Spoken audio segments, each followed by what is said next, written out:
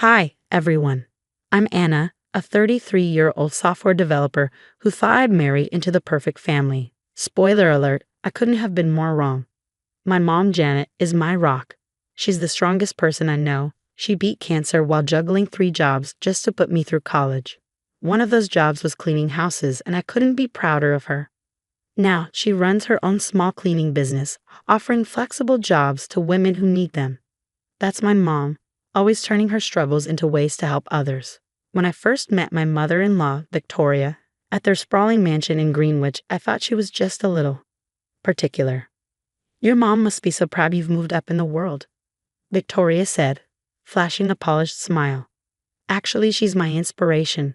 She built her business from the ground up," I replied. "How quaint. Everyone has to start somewhere, I suppose," she said, her tone dripping with condescension.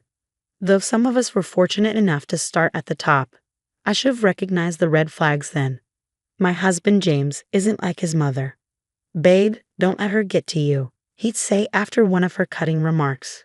Mom can be particular. She did the same thing to my college girlfriend because her dad was just a dentist. James' sister, Emma, was more direct.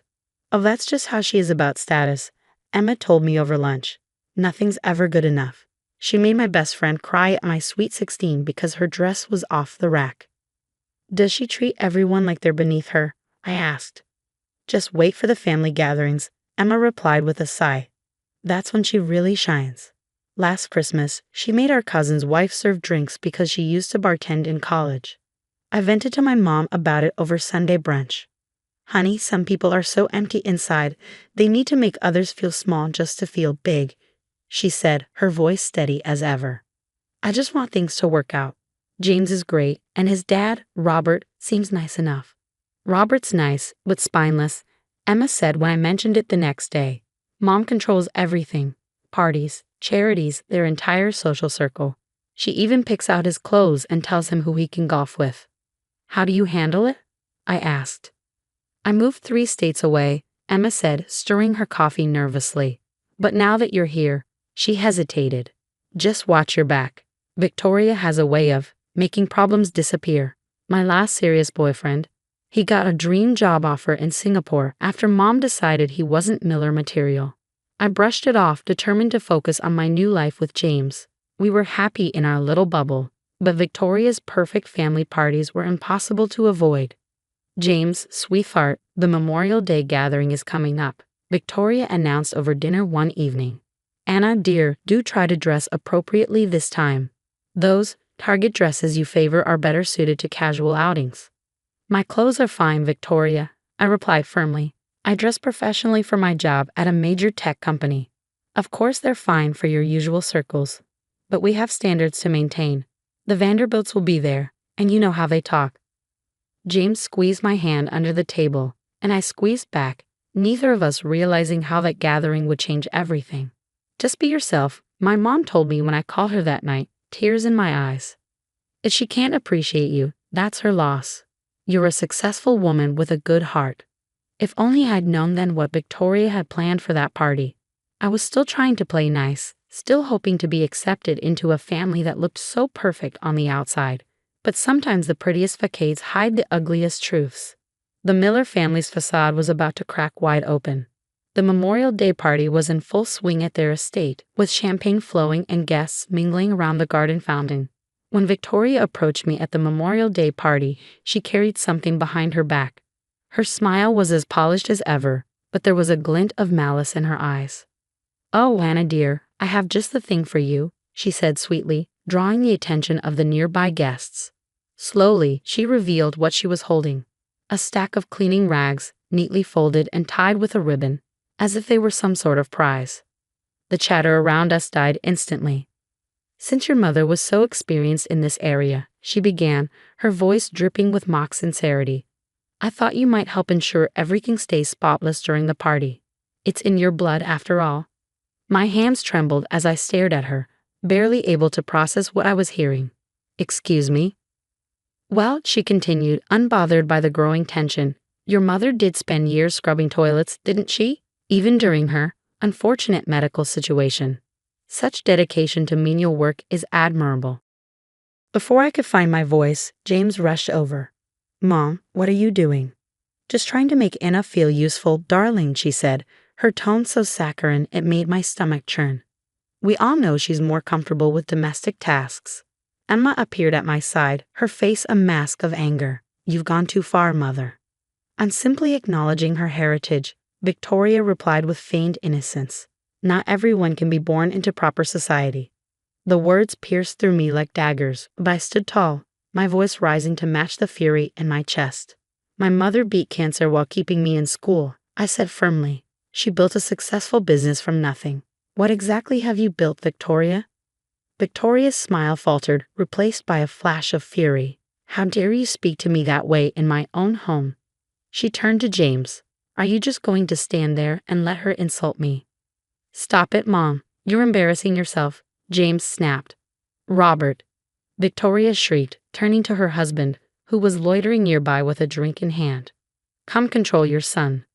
Robert wandered over, looking more annoyed than concerned. Now, everyone calm down, he said, waving his free hand lazily. I'm sure Victoria meant no harm. No harm? James said, his voice sharp. She just insulted my wife and her mother in front of everyone. She's simply concerned about appearances, Robert mumbled, avoiding his wife's glare. Like she was concerned when she sabotaged Emma's engagement, I shot back. The crowd gasped audibly, and all eyes turned to Victoria. Her face turned ashen, her poise cracking. Who told you about that? She hissed.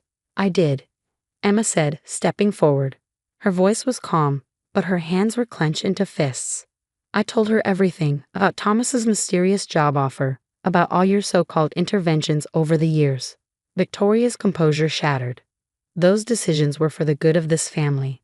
No, Mother, Emma retorted, her voice cold. They were for your ego. Victoria turned to the gathered crowd, her desperation showing. Everyone, please excuse this unfortunate display.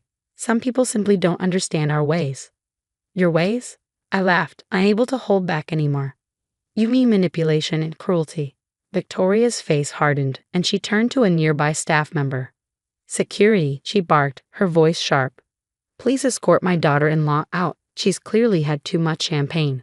I met her glare head-on. I haven't had a single drink, Victoria, but keep trying to spin this.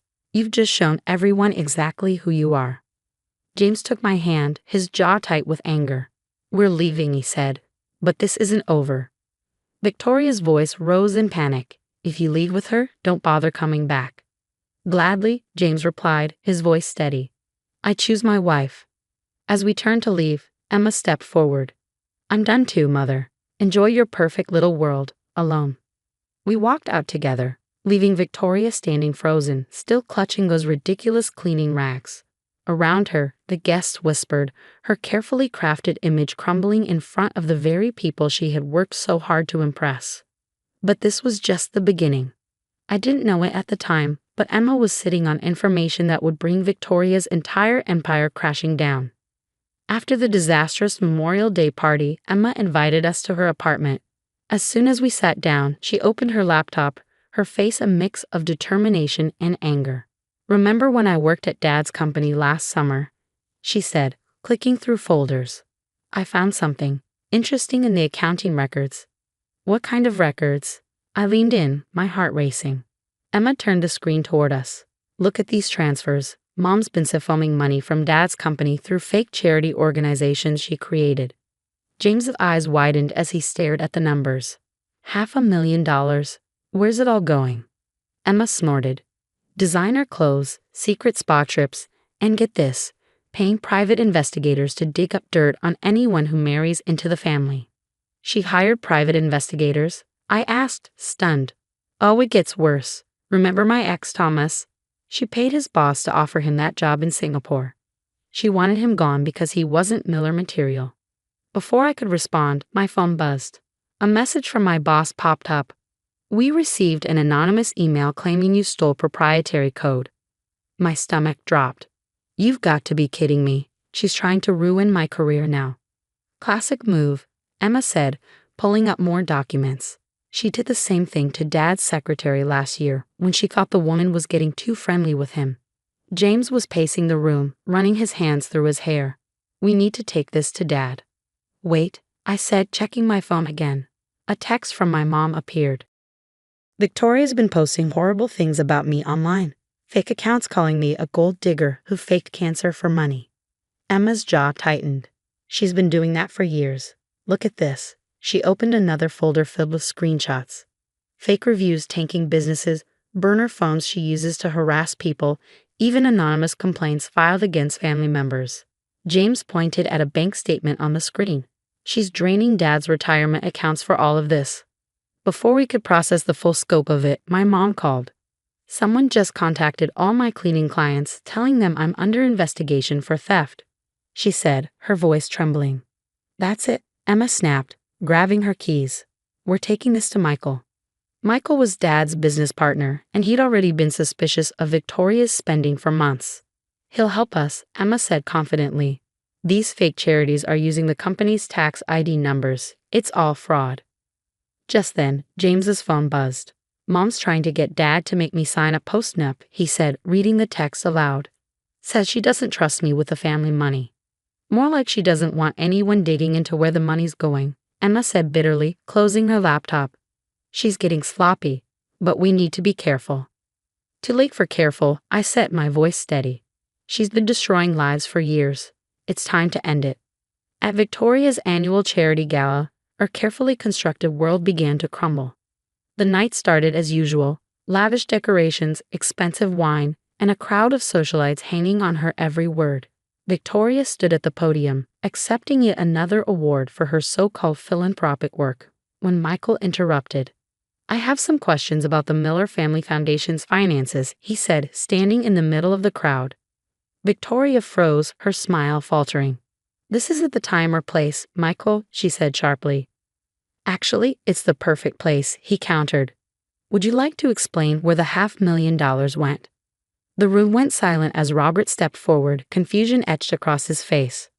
What's he talking about, Victoria? Nothing, dear, she said quickly, her voice trembling. Just a misunderstanding. The only misunderstanding, Emma said, stepping into the room with a stack of papers, is that we trusted you all these years. Victoria's composure cracked as she looked around for support. Security, she barked. Remove them. They won't help you, Michael said, holding up his phone. The FBI is already reviewing the evidence of your embezzlement. Murmurs rippled through the crowd as Victoria gripped the podium, her knuckles white. Robert, darling, don't listen to them. Like you didn't want me to listen when the secretary tried to warn me about missing funds. Robert's voice was cold. Or when our accountant quit suddenly last year. I did everything for this family, Victoria cried. You mean like hiring people to destroy my mom's business? I stepped forward, my voice steady. Or creating fake social media accounts to harass people? Victoria's mask shattered completely. You gold-digging little. Careful, mother, James said, cutting her off. The reporters you invited are still here, and they're still recording. The whispers around us grew louder as her precious social circle began backing away. You can't prove anything, Victoria spat, desperation in her eyes. Actually, Michael said, projecting documents onto the screen behind her, we can prove everything. Robert stared at the evidence, his face pale. Our retirement accounts, empty? I needed that money. Victoria pleaded. For what? Emma demanded. To ruin lives, to buy silence, to destroy anyone who threatened your perfect image. The murmurs turned to open disdain as guests started heading for the exits. Robert, please, Victoria begged, reaching for him. Save it for your lawyer, he said coldly, stepping away. I want a divorce. And the board wants your resignation, Michael added. Effective immediately. Victoria tried one last time. I can explain everything. Like you explained away Thomas, Emma said, her voice breaking. Or Olivia's restaurant, or every other life you've ruined? Comments for part 2. I did it because I love you, Victoria cried. No, James said, wrapping his arm around me. You did it because you're toxic, and we're done. As the police arrived, Victoria's carefully constructed facade crumbled. Her social circle abandoned her, her reputation shattered, and her empire of lies exposed.